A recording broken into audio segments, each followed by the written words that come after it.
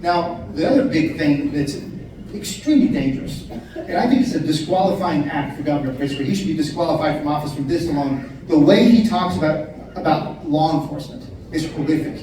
He calls them jackbooted thugs. He calls them racists. He calls them terrorists. You don't call our law enforcement those names. You destroy morale like that. So we would all oppose that, of course, and call for an end to that. Last thing I want to say that's important about our law enforcement. The chain, it's important not only to think about policing, because you've got to get policing right, but it's really hard to get police morale right if after you arrest them and they're prosecuted and then they're put out right back on the streets again the next day, it's destroying morale. So we really need to think about it. It's great that Kim Foxx was kicked out, right? That was really good. But we got to work on that because that chain has to work perfectly. Bottom line for me, and I think Sheriff Mendrick said it well, if we don't get police morale right, nothing else will work. And so my obsession would be as a governor is to do everything we can to get their morale so high that they're taking care of people without being worried about being attacked by the political system. So that's, I think, a big goal. Thank you.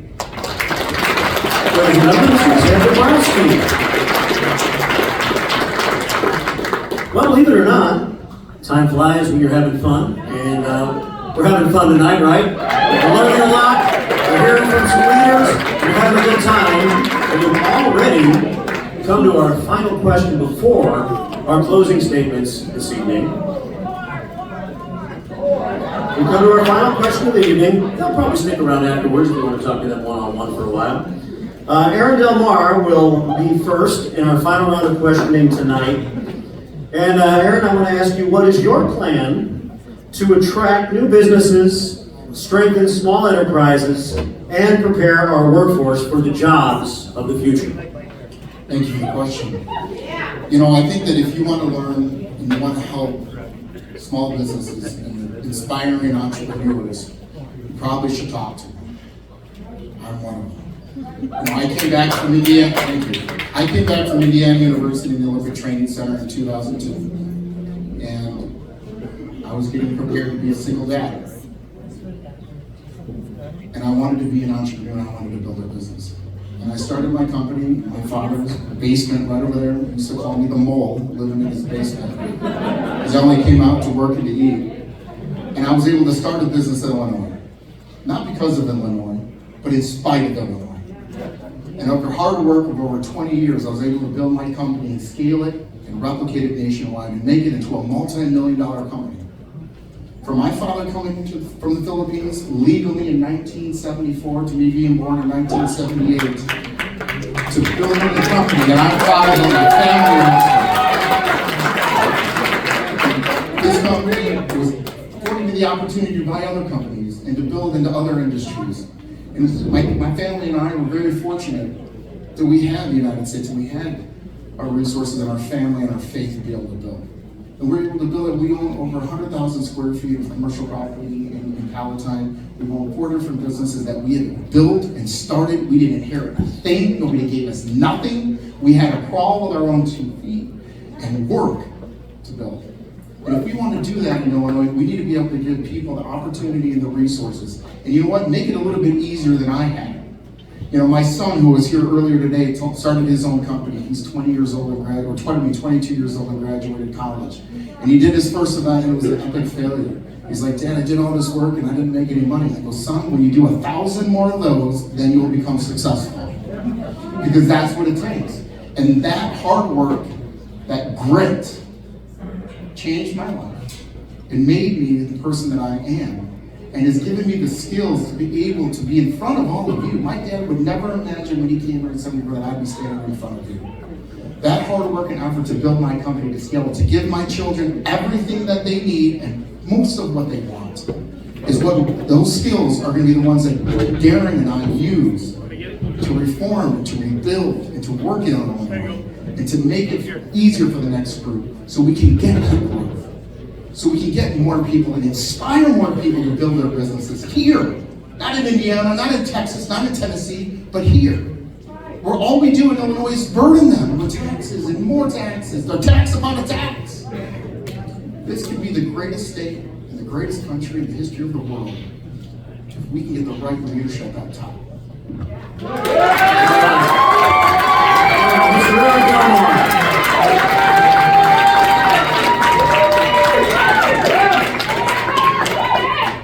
Next, we move on to Sheriff James Mandrick once again. And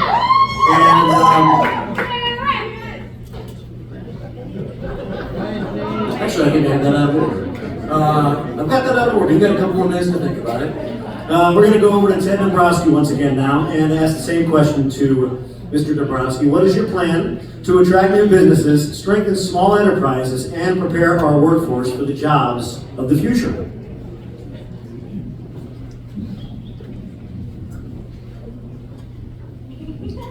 It's really hard to get companies to think about coming to Illinois and invest, or companies who are here to invest more and more when you have the corruption that we've had under the Democrat leadership over the last 20, 30 years.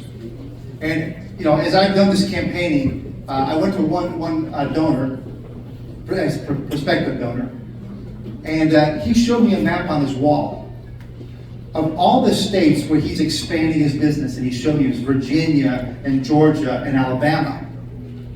And then he said, you know what, Ted, look at the Illinois section. He goes, I'm not expanding here. I'm not expanding here because I can't make it work anymore. And that was a sad statement for me. But this is why he wants to be engaged in the political scene, because he said we have to have change. Now, I also met two outside big investors, real estate investors, who were in Chicago. And they told me they will not put a penny in Chicago right now. They don't like Brandon Johnson, and they don't like the policies that we have, and they're worried about whether Chicago can make it. And so we're going up against a mentality that we have to break. So we have to turn it back into a winner's mentality, and that's why I like to talk about being a top 5 state. Because if we can't think that way, and if we can't, of course, we have to make the changes, right? We have to make the reforms. They're not just going to come in because we're all optimistic and happy, right? Pritzker's tried that. He tries to act all optimistic, but the numbers are all wrong against him. So we have to do those things to change things. And so I think of it like this. And Warren Buffett warned us. I don't know, it was about six years ago, maybe a little bit more. Warren Buffett said, I will not ever invest in Illinois and a few other states like Illinois, because if I build a plant there, they're going to come after me for 30 or 40 years to pay down their pension debts and the other debts. So for me, number one, in terms of changing the mentality of how the rest of the country sees Illinois, is to go to 401ks for new workers. Because we have to show the rest of the country that we're serious about tackling the pension problem. Now, 401ks does not solve all the debt problem, but it tells the rest of the state that we're doing something about this going forward. And that would be a really big deal, because we can't keep digging a bigger and bigger pension hole all the time. So that's my number one. My number two, when we talk about, I think the second half of the question was about the workforce. I'm thinking long-term here. Our schools, and if you guys have followed Wire Points, you've seen the kind of work we've done about how dismal a lot of the education results are in this state. They're sad, and we're just moving kids along, we're passing them along, and they're just graduating. We don't care. So I will be a massive proponent of school choice, universal school choice for our kids.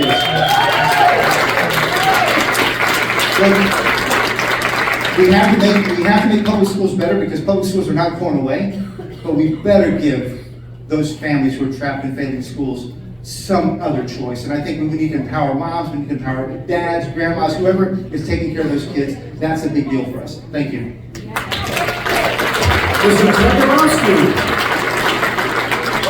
Now it's time to turn it over to the Sheriff. Sheriff James Mandrick. So to answer the same question, Sheriff, what is your plan to attract new businesses, strengthen small enterprises, and prepare our workforce for the jobs in the future? So let's start with having a place where businesses and customers can feel safe. That would be a good start. So on the back end of that, technology is going to be playing a larger role in our future workforce. We have a saying that either keep up with technology or be a victim of it. When we opened up our digital forensics unit, we realized we had the hot button. We could break into Androids, iPhones, old hard drives, new hard drives. We clone technology, put it away for evidence, and then we can manipulate the phone to find out who's been being paid overseas, where budget and money transfers are going to illegally. We've basically taken over the whole digital component of criminality, and that that should be where our entire state is going, because that's the future. This is also going to move really quick into AI. Artificial intelligence is driving this even faster. It's going to bleed into data centers. And data centers are coming in mass. And that's going to be part of our future too. And they're going to create a whole bunch of new energy problems that we're going to come in tow. So those are going to have to be figured out also. Technology has leapfrogged over legislation. We need legislation covering some of these attributes of AI that could be malicious or it's going to be potentially dangerous. Nobody's thought to look at a whole big new brand of technology that I can steal your face and your voice and make a video of you doing something that you aren't doing anymore. There needs to be a proper proprietary ownership of your image that would be akin to identity theft. We need to start looking at legislation on how we're going to handle these new technologies. They're great when they're used in the right way. Energy. Turbine and electric, they've only achieved so much. We're still dependent on coal and gas. And maybe we should be utilizing our own coal mines instead of importing these at a higher cost, and then we could be exporting. We could be mining our own coal and exporting, saving us that money and bringing all your energy prices down. But we don't do it through regulation. And mind you, it's only regulation. Our proclivities, our habits are still the same. We're still using the same amount of gas and coal. We're just deregulating it here and buying it from someone else, paying a premium for it. That's a disservice to all of you. So deregulation is key. Lower our workers' compensation claim rates. They're 3 times higher than all the college states. Contingency lawsuits. You can sue people in Illinois and put no money up. And if you win, you get money. If you lose, you don't pay a penny. And that's crushing our local businesses. We need to strengthen criminal law penalties, especially in retail theft. I can't believe what you can get away with in retail theft now. We need to do what's right and logical and not political. And that's really it, how we're going to solve this problem in Illinois is, hey, let's start using the laws against the bad guys, not the approach.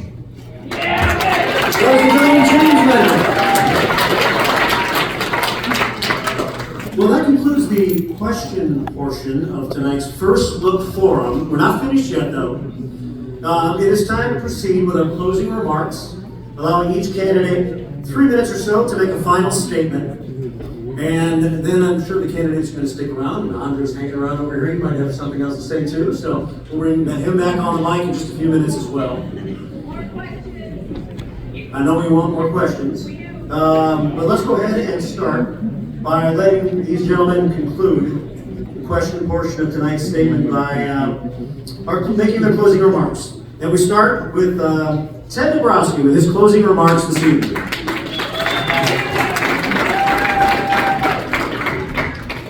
All right, I'm coming back to the top 5 state. We should be a top 5 state. And that's the message I want to leave with you. We should be so dadgum ambitious. We should be so ambitious. We should stop doing Murray, Cook County, that kind of stuff, right?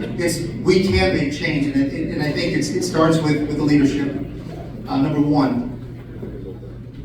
And when I talk about top 5, I think about when my parents immigrated here. Both my parents were immigrants. My mom came from Ecuador when she was a 19-year-old, and my dad came from Poland, and he escaped from communist Poland. And they came here right to Chicago, right to Illinois, and when they came here, this was the place where everybody was coming to from all over the world for freedom, for opportunity, for the American dream.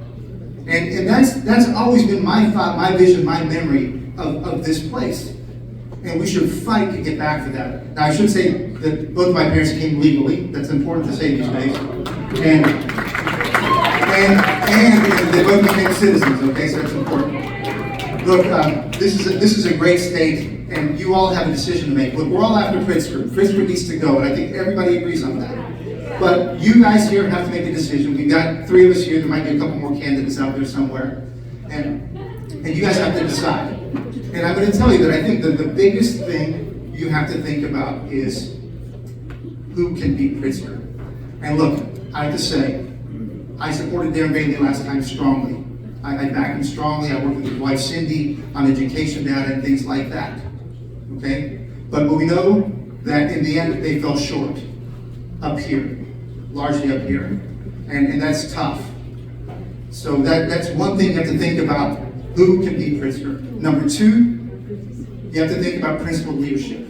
As I mentioned before, whoever leads has to be strong, has to build the right brand for this Republican Party, a consistency so that there's a differentiation between the Democrats and what they've done to this state and the Republicans who want to turn around this state and make it the great state it should be.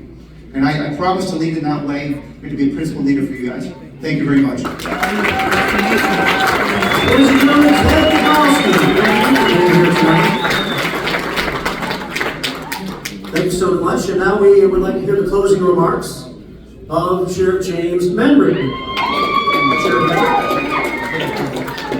I want to say thank you all for being here today. It was a wonderful experience. Great to see so many good people. So there's no one solution to fix all of this instantaneously. It's like I always say in work, I can't solve 20 years of problems in 20 minutes. But there are years of abuse and misspending. We need a robust forensics audit of Illinois. Their budget, a job task analysis, find out who's working in all the jobs, how are they doing their bidding procedures, what are their sole sources looking like, what are they doing with all of our taxpayer money. That has to be a full forensic audit of the budget. We need a review of all the bidding procedures and all contracts. We need an elimination of the sanctuary state, major modification of the Safety Act. We need to embrace emergency technologies and utilize our own natural resources. We need to work with the federal government, not against them. We need to reform our statewide correctional system to turn our criminal population into our working population who are now paying taxes. We need to go back to the definition of a minor, which means under 18 years old, and make it illegal to discuss sex with kids. And that means porn in libraries and schools. Stop. We need to come back to American principles. We need to bring back God and the nuclear family. I'm going to be a certified police officer for the first 2 years of governor, and I'm going to arrest everybody who is stealing our tax money and bring justice back to Illinois.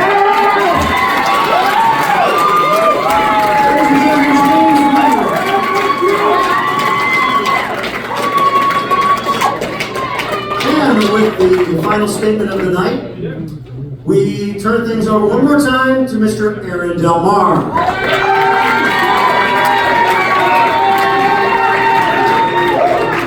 Thank you.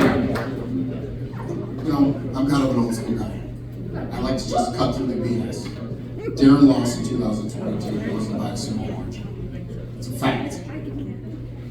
You know, when I was an athlete, I can't remember any of my really big wins very much. But I can tell you I can remember every single one of my losses. And I can tell you that I've learned 100 times more from my losses than I've ever learned from a win. You know, Darren has been in the state legislature, in the House, and in the Senate. He was our nominee. I've been on every board, top and down, that you can imagine, from the city council to highway commissioner to Illinois Port Authority, all in between. And I think experience matters. You know, what we need in Illinois is a lot more astronauts and a lot less astronomers. We need people that are actually going to go out there and fight and have fought before instead of fighting from a cubicle. People that are actually out on the street. I'm a big fan of Rocky Balboa. Does anybody remember Rocky Balboa?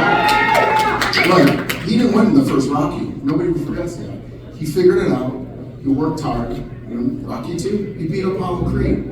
That is what we're going to be doing here in Illinois. Because Darren has prayed and he's thought about all the things he did wonderfully.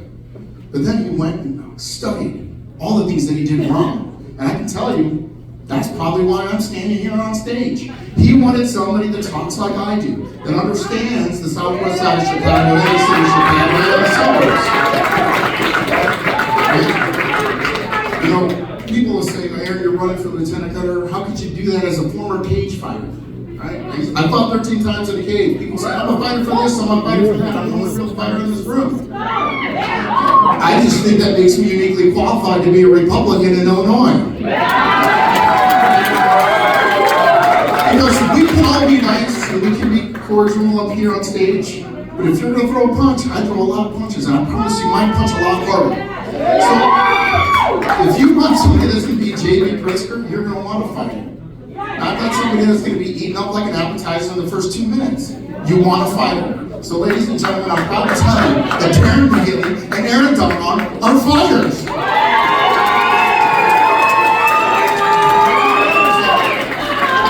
When you go out, you go, and you're like, who can beat J.B. Pritzker? Think about that for a second.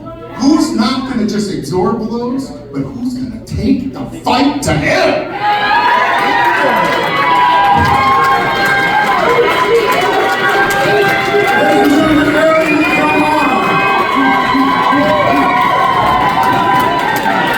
How about a nice round of applause for all of our governor and lieutenant governor candidates? Thank you for your time.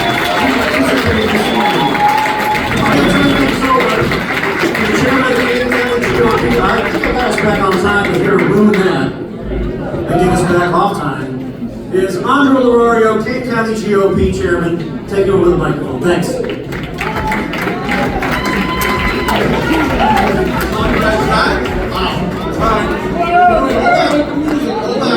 Hold on, folks. I heard you guys yell for more questions, right? So I've got one more question. This question is going to go to all three of our candidates together. I'm going to ask you a question. I just want to show hands. Right here, right now, in front of all our people. You guys pledge that once this is over, this primary is over, there's going to be a winner.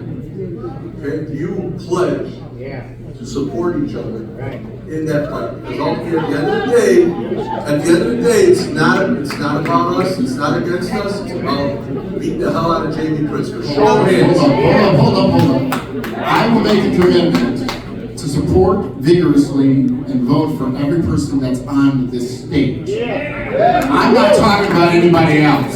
The 3 men on the stage, yes. Others, Ditto for me. agreed. Alright, well, let's do it. We're going to show of hands. If you gentlemen on this stage, you pledge to support the winner.